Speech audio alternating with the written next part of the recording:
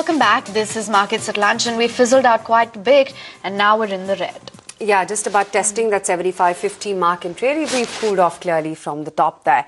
But earlier today, Fish Ratings' Abhishek Bhattacharya spoke with us on his assessment of stressed assets of banks, NBFCs and policy changes that can help banking sector going forward.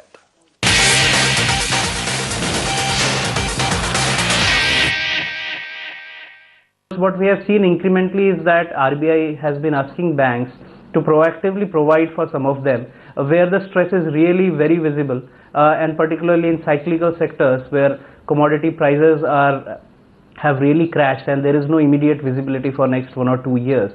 So definitely we expect big increase in credit cost for this quarter as well as the next, and maybe a little bit moving into FY17 as well.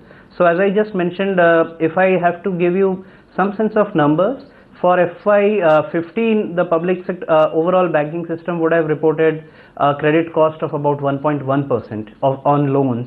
This number we assess could be as high as 1.3%. So a 20 bips sort of an impact could be there for this current fiscal, and which could moderate a little bit going into FY17.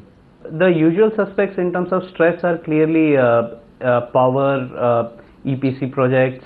Road is, I think, now improving a bit. In terms of the cyclical sectors, iron and steel remains the most stressed.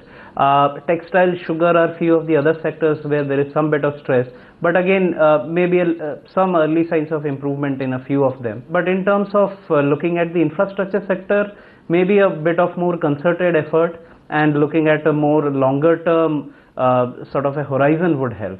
The first change, of course, we would look at for the capital raising to become more conducive. I mean, as I said, I think this year in FY17 will be a really watershed year maybe for the AT1 bonds, because there is huge requirement coming up, and this market has not picked up at all. The insurance and the pension funds have largely stayed away. So we would very keenly watch and see if there are any regulatory changes which enable them or which incentivize the appetite pickup for these bonds. Meantime, Finance Minister Arun Jaitley backed the Prime Minister's call for targeted subsidies for the poor. In an exclusive interaction with Times Now's editor-in-chief Arnab Goswami at the ET Global Business Summit, Jaitley stressed